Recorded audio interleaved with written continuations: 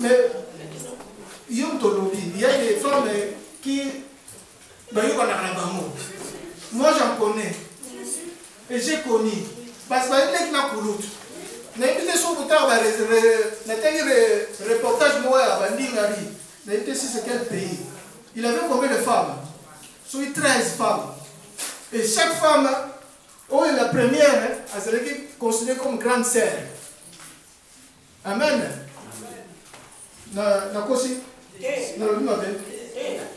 Mais, Awa, ce n'était pas le cas dans Pénina. Elle serait harcelée. Elle a dit Anne de toutes les façons. Vous me savez, il y a un commentaire.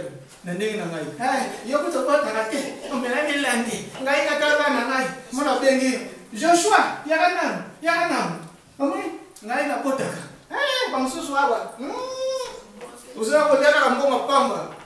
N'a pas sauté la salle de Katnanda. Voilà, il m'a révélé. Mais, Anne, il est dit ici, à ça qu'il répondre.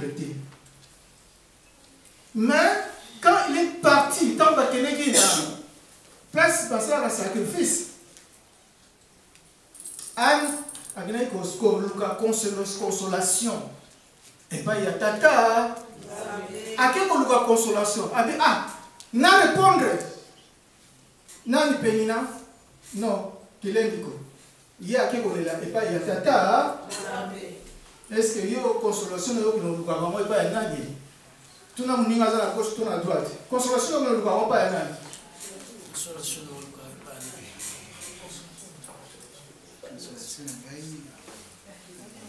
Consolation, c'est une chose que nous ne pouvons pas y aller. Mais, je voulais dire à quelqu'un ce soir, mais, Pénina, a vous toujours. Pénina, a vous toujours. Pénina na yo nde muta kupesa yo courage ya mabondeli. Awa soki Pénina azala te, est-ce que Anne agina koluka consolation pa nzambe? Aina koluka consolation te, ayebi que tout va bien. Ngapi nazala bana, ye bazala bana, tout va bien. Ata soki azala mwana te, mais le temps consolation nani Pénina zotusa ete. Ah, malgré la côte à la maté, Namba Nangai, très bien. Il y a un Nangai, il y a un Pénina, à l'Ingai. Mais bien même, Nani qu'on a sur son tombeau, Munguna, à Kobiko Bonga Manaï. Boni Boni, tout ça, ma camarade, Yosa la camarade, pour le dire, ah, intime, oh ma copine, ma copine a comme la secrétaire. Maintenant, ma copine la yowana. Ye kaka azali monguna na yo. Tout ça exemple à Jésus.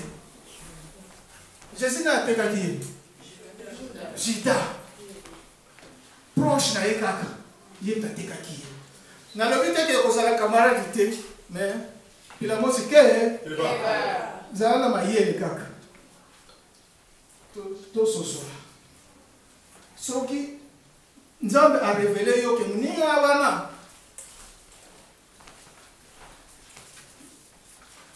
azali oyote azali ko ne ko s'attendre ma copine ou mon ami, mon intime. Changer. Awa Pénina azali toujours au tuka. Pour harceler Anne. Mais bien aimé, et là au nini. Totangi awa dans verset 6. Dans verset 6, va le nini awa. Sa rivale lui prodiguait les mortifications pour la porter à s'irriter de ce que l'Éternel l'avait rendu stérile. Donc, but il y a Pénina, et ça veut dire que ça va en sorte que Anne a s'irrité. Et pas être dans le quand on semble en sauter, ça fait 5 ans, ça fait 10 ans, alors, on semble sauter. Job, moi, ce n'est pas voilà. Mais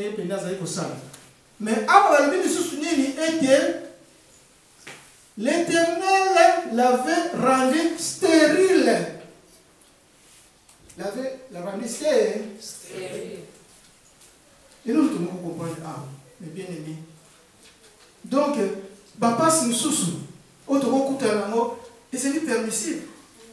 Nzambe mutu a permettre de ngai n'a pas si wana. Mais sur tous la société, tout le monde pourquoi? Et Nzambe to bengi les bons, ou to bengi merveilleux. Pourquoi a permettre ngana kuta la papa si wana? Na si to yoka ba miki. Sur Nzambe wa sali, pourquoi ba guerre sali? To yoka ba miki. Pourquoi dans ce basa ba pauvre? To yoka ba miki. Mais on a les alliés sont qui? Mais tout est été. Nzambe a permis la tentation, la preuve, tout le temps la preuve. Mais pour se la tenter au-delà, il y a un cas si n'a pas de Nzambe a yébi de grenini, Bertoni azali na yango, a vous a tenté au-delà pour de assouk muka. Soki ayedete moi nanga ilina azalina degré na ezali boye ako sala en sorte que elle est gâtée au-delà pour te appel moi. Voilà la permissivité et ensemble. Si je peux et puis le sous surtout bien awa mon ennemi ne te réjouit pas de mes souffrances. Ah attendez, je ne parle. Ne te réjouis pas de mes souffrances. Ceux qui t'osali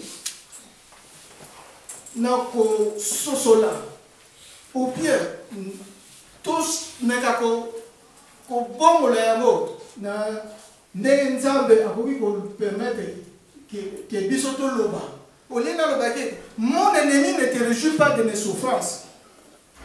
Par exemple na lisanga ya bana na nzambe. Est-ce qu'il n'a pas utilisé le mot ennemi? Tu vas voir,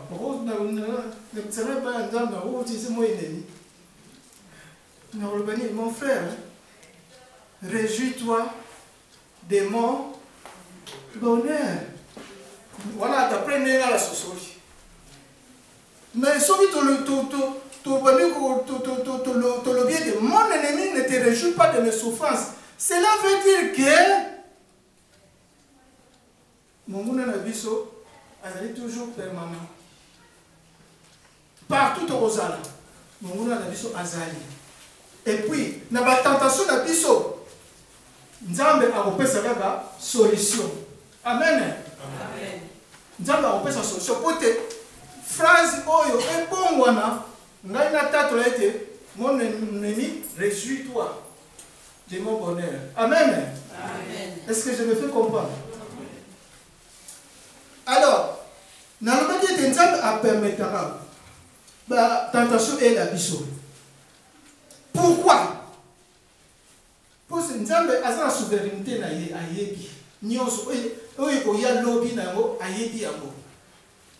Alors, ce Nzambe a permis pourquoi? Parce que alingi ete mwana na ngai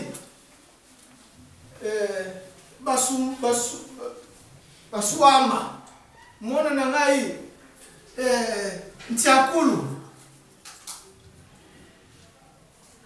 azala fortifié na mes preuves oyo akokutana nango mpona kofaire face na mes preuves mosusu ekoya na oyo ennemi akoki kolancer.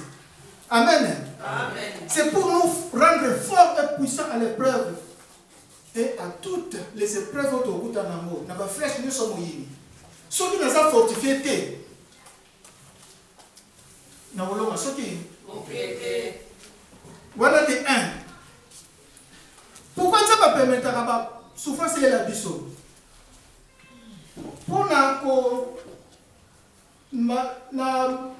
état na ngai na ba partenaire so na okuta la bango na lendi sapé ba oyo ba kozana kamo similaire oyo na kuta na mo.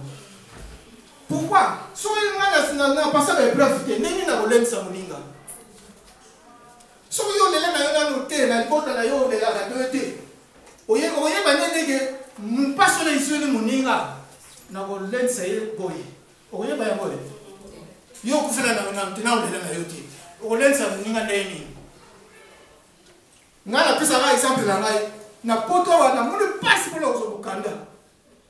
Alors so na moni mutasala kaya similaire. Ah! Ngala ko courage olenza ye. Na ko be mama ni un bon dessert. Na olenza ye vraiment bien. Na ko so kana ga papa. Ah yo to ça moi bien. Ngala tamola hi. France, Allemagne, Belgique, France. Et puis les gens ont monté. La bande, moi je suis dans la bande. Tu connais pas le balai. Tu comme la Belgique, tu vois, tu m'en as moko. Mon canet baby, bah comme 3. Tout ce sont c'est là, France. Maintenant. Bonne souffrance na ngai nene na koletsa moto yango nzambe akopermettre peke yo okoma un bon dessert ya koletsa bato parce que yo ozala bakama similaire mosusu toloba nini nzambe akofaire passer sur épreuve pour opener au souffrir na eloko wana na tango so eloko wana o négliger yango soki exemple yanga wana eno mikanda na tango na mona passe na mama mukanda obolo bana tinga mukanda na yo ndeko na yo yela na oba wa passe oya mona mama mukanda na tinga mukanda na ngai so ba kani mutu wana na kosuka wa alors le Seigneur m'a fait voir que na peine pour nous eloko wana alors eloko wana nous na valeur na le babuto tant na nyala besa ne vena ngai na utina mbongo la bantu wala basalaka so ba simbi so ba simbi na simbi mais jamais na kozo mukana ngai ba kokani kaka musala de machi utena vyo aya non jamais. Voilà. Oyo tokoki kososola na ka oyo. Mais nyonso oyo pe tokoki koloba lisusu nini? Penina ayebaki te eloko moko lisusu. Ke na mokili oyo tozali na yango eloko babengi souffrance ekolongwa soki souffrance azali amina biso tous les jours tokende tosomba so période wana souffrance eza te peut-être ekoya mais la Bible alobi ete le malheur atteint souvent les justes mais l'Éternel en délivre toujours. Pourquoi? Parce que le monde oyo tozali nango ezali monde oyo depuis Adam na Ève apeshaki ezali monde oyo tozali la malédiction permanente. Malédiction c'est toujours permanente. Alors souffrance et kozanga te. La preuve en est Job a souffraka. Nzambe pe atalisaki ngolu pe nguya na ye. Biso pe esengeli na biso toyeba likambo yango. Soki tososoli yango nakoki koloba phrase terme oyo nakoki koloba na moninga te mon ennemi non pardon nakoki kose réjouir te na malheur ya moninga. C'est ça ce que je voulais dire. Parce que nayebi te souffrance ezali toujours continuelle. Le pain a bien. Le pain a bien. Tout marche bien. Mais, à ta où tu es là. N'ayez pas été. Satan peut avoir frappé par tous les moyens. Mais, tu vas être attaque ou frappé. Nzambe l'homme c'est toujours. Et donc beaucoup de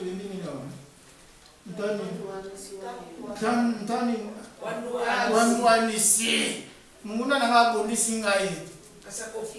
Kasa kokinga ite. Yeba ite biso pe ba konsa biso ta munyoso.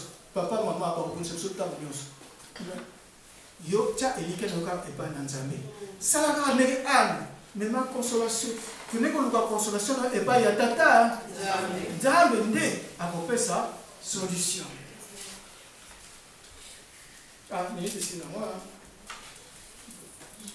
Na suka wana pote.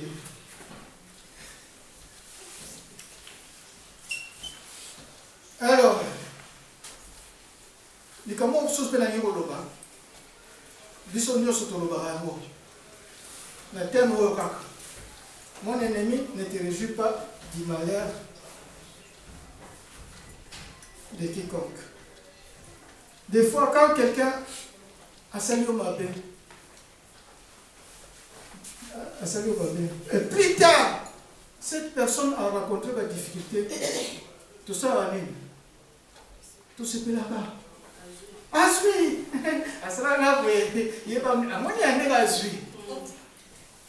Mais la Bible nous dit, ne rendez pas le mal pour le mal. Amen. Est-ce que nous avons dit? Bible nous dit à moi. Bible nous dit dans Matthieu 5:45.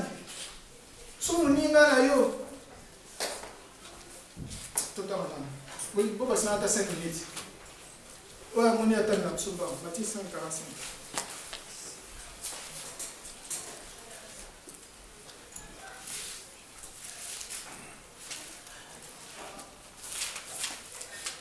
Matthieu 5, 45.